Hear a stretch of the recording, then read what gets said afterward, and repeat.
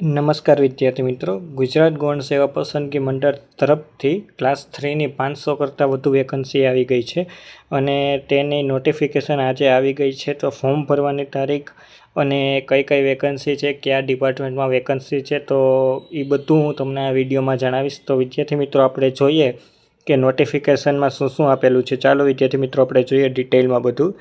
તો જાહેરાત ક્રમાંક આમાં આપેલો છે કે 233થી તે 235 નંબરની, એટલે કે 3 ટોટલ જાહેરાત ક્રમાંકમાં ટોટલ 3 અલગ અલગ વેકન્સી આપેલી છે. અને ફોર્મ ભરવાની તમારે વિદ્યાર્થી મિત્રો તારીખ છે 1 જુલાઈથી તમારે 20 જુલાઈ સુધી તમે ફોર્મ ભરી શકશો. અને આ ફોર્મ ભરવા માટે આપને બધાને ખબર છે કે OHS.gujarat.government.in ની વેબસાઇટ ઉપરથી આપણે ફોર્મ ભરી શકશું. અને આ બધી જાહેરાત આપણે વિદ્યાર્થી મિત્રો ક્લાસ 3 માટેની છે. અને આ બધી પરીક્ષા, એટલે કે જે આપણે ટોટલ જે ક્લાસ 3 માટેની જે એક્ઝામ છે તે પરીક્ષા આપણે CBRT એટલે કે કમ્પ્યુટર બેઝ રિક્રુટમેન્ટ ટેસ્ટ, એટલે કે તમારે ઓનલાઈન પરીક્ષા લેવામાં આવશે. હવે વિદ્યાર્થી મિત્રો, આપણે જોઈએ કે ટોટલ જે 500 જેટલી વેકન્સી છે, તો તેમાં કયા ડિપાર્ટમેન્ટમાં કેટલી વેકન્સી છે તે જોઈએ. એટલે કે જે 233 નંબરની જે જાહેરાત ક્રમાંક છે તે છે ખેતી મદદનીશ માટેની. અને જે ખેતી મદદનીશ માટેની જે વેકન્સી છે તેમાં જે 2 કચેરી લાગે તમારે, એક રાજકોટ વિભાગ લાગશે અને એક વડોદરા વિભાગ લાગશે. તો જે રાજકોટ વિભાગ છે તેમાં 291 જેટલી વેકન્સી છે અને જે વડોદરા વિભાગ છે તેમાં 145 જેટલી વેકન્સી છે. એટલે ટોટલ વેકન્સી થાય છે વિદ્યાર્થી મિત્રો 436 વેકન્સી ટોટલ વિદ્યાર્થી મિત્રો થાય છે. ત્યારબાદ 234 નંબરની વેકન્સી છે બાગાયત મદદનીશ માટેની. તેમાં તમારે વિદ્યાર્થી મિત્રો એક જે છે તે ગાંધીનગર મ્યુનિસિપાલિટી કોર્પોરેશનની છે, એમાં 14 વેકન્સી છે. અને જે બાગાયત કચેરી આવે ગાંધીનગર, તેમાં 38 વેકન્સી છે, એટલે કે ટોટલ 52 વેકન્સી છે. અને ત્રીજી વેકન્સી છે 235 નંબરની, તેમાં મેનેજર જે અતિથિ ગૃહ અથવા તો વિશ્રામ ગૃહ માર્ગ અને મકાન વિભાગ તરફથી છે. અને તેમાં ટોટલ 14 વેકન્સી છે. એટલે કે વિદ્યાર્થી મિત્રો, આમાં ટોટલ 502 કરતાં વધુ ટોટલ વેકન્સી વિદ્યાર્થી મિત્રો છે ક્લાસ 3ની. એટલે ખૂબ જ મોટી પરીક્ષા છે. હવે વિદ્યાર્થી મિત્રો, આ બધી તો આપણે જે PHW કેન્ડિડેટ હોય તે માટેની બધી સૂચના છે. હવે આગળ આપણે જોઈએ કે શું શું આપેલું છે. તો આ બધી તો આપણે કોમન જે સૂચના હોય તે છે. હવે જોઈએ પગાર ધોરણ શું આપેલા છે. કે જે 233 નંબરની વેકન્સી છે વિદ્યાર્થી મિત્રો, એમાં 5 વર્ષ માટેનું તમારું ફિક્સેશન હશે. એમાં તમારે 5 વર્ષ માટે 26,000 રૂપિયા સેલેરી હશે. ત્યારબાદ 234 નંબરની જે વેકન્સી છે કે બાગાયત નિયામક કચેરીની, જો તેમાં તમે ગાંધીનગર મ્યુનિસિપાલિટી કોર્પોરેશનમાં તમે સિલેક્ટ થયા તો તેમાં તમારે 3 વર્ષનો ફિક્સ પીરિયડ હશે અને તમારે 26,000 સેલેરી હશે. અને જો તમે બાગાયત નિયામક કચેરી એટલે કે જે ગુજરાત ગવર્મેન્ટમાં જો તમે સિલેક્ટ થયા તો તમારે 5 વર્ષની ફિક્સ પીરિયડ હશે અને 26,000 પગાર હશે.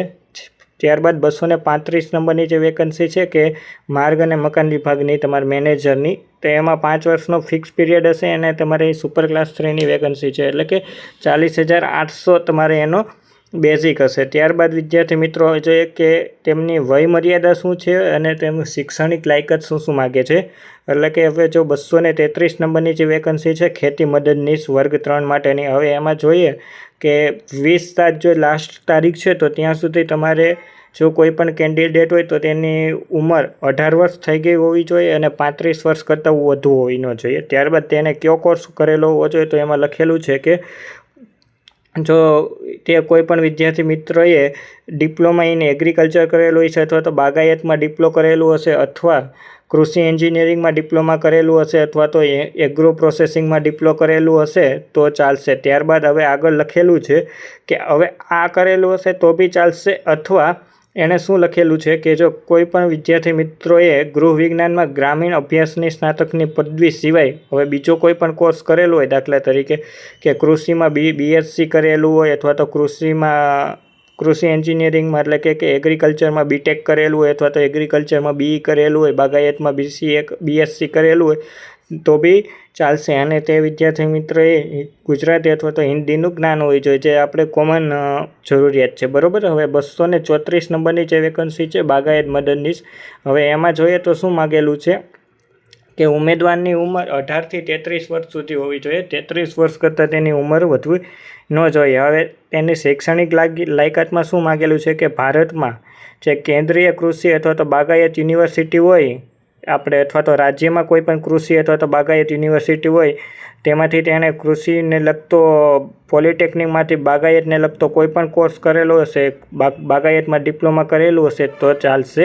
આ એની બાગાયત મદદનીશની વર્ગ 3ની જરૂરિયાત છે. હવે વિદ્યાર્થી મિત્રો જોઈએ કે 235 નંબરની જે મેનેજર આપણે માર્ગ અને મકાન વિભાગમાં માગેલું છે તેમાં શું શું જરૂરિયાત છે. તો એમાં ઉંમર તમારે વિદ્યાર્થી મિત્રો માગેલી છે કે 18 વર્ષથી તે 37 વર્ષ સુધીની ઉંમર હોવી જોઈએ.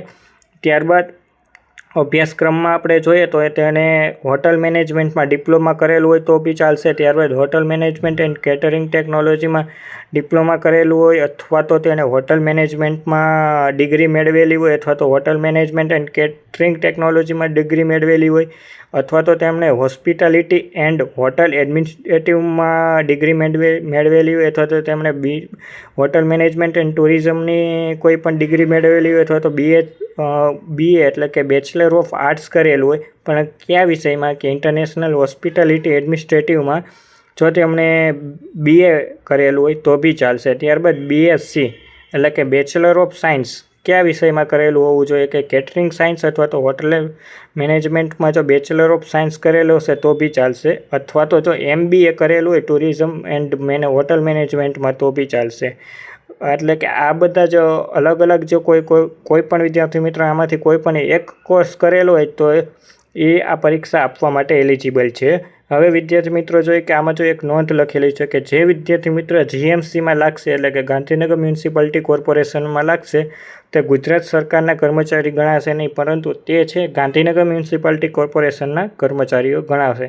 પછી આ જે આપણે 4.2માં આપ્યું છે એ બધી પરીક્ષામાં હોય છે કે મહિલાઓને 5 વર્ષની છૂટ આપવામાં આવે છે, અનામત કેટેગરીના પુરુષોને 5 વર્ષની છૂટ આપવામાં આવે છે. હવે ત્યારબાદ આપણે વિદ્યાર્થી મિત્રો નીચે જોઈએ પરીક્ષામાં તો આ બધું આપણે કોમન બધી સૂચનાઓ છે. ત્યારબાદ હવે અરજી કરવાની એટલે કે અરજી કરવાનું મેં તમને કીધું કે 1/7/2024 થી 20/7/2024 સુધી તમે અરજી કરી શકશો વિદ્યાર્થી મિત્રો. તો જેમ બને તેમ વહેલી તકે તમે અરજી કરી દેજો. હવે આપણે જોઈએ કે પરીક્ષા ફી એટલે કે જે બિન અનામત વર્ગના હોય પુરુષો તેમને 500 રૂપિયા ફી ભરવામાં આવશે, અને જે અનામત વર્ગમાં આવતા હોય એટલે કે જે મહિલા હોય, બીજી કોઈ પણ જ્ઞાતિના પુરુષો અથવા તો મહિલા હોય તેમને બધાને 400 રૂપિયા ફી ભરવામાં આવશે.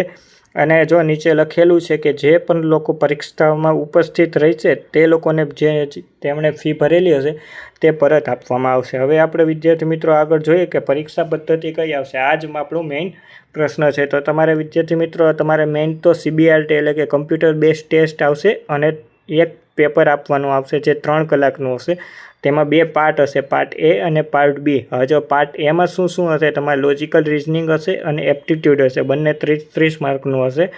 અને પાર્ટ Bમાં શું હશે કે જો પાર્ટ Bમાં 30 માર્કમાં તમારે ભારતનું બંધારણ, વર્તમાન પ્રવાહો એટલે પછી ગુજરાતી અને અંગ્રેજી કોમ્પ્રિહેન્શન આવશે. અને 120 એટલે કે 120 માર્કનું તમારે જે તે વિષયની તમે જે તે પોસ્ટ માટે તમે અરજી કરો છો તે પોસ્ટને લગતું 120 માર્કનું આવશે. એટલે કે ટોટલ તમારે 210 માર્કનું પેપર હશે.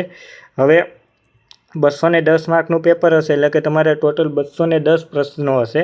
હવે વિદ્યાર્થી મિત્રો આમાં એક સારી સૂચના લખેલી છે 3 નંબરમાં કે જો પાર્ટ A જે આપણા 60 પ્રશ્નો હશે તેમાંથી તમારે 40% મિનિમમ લેવા પડશે, અને પાર્ટ Bમાં પણ તમારે 40% મિનિમમ લાવવા પડશે. એટલે કે આટલું ક્વોલિફાઈંગ સ્ટાન્ડર્ડ છે. બેમાંથી એકમાં બી જો 40% કરતાં ઓછા તમારે આવ્યા તો તમે આ પરીક્ષામાં ક્વોલિફાઈ નહીં થઈ શકો. અને 1/4 જેટલી તમારે નેગેટિવ સિસ્ટમ છે.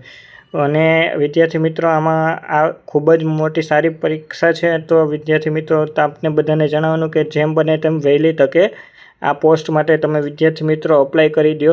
જો વિડીયો સારો લાગ્યો હોય તો લાઇક કરી દો અને સબસ્ક્રાઈબ કરી દેજો ચેનલને.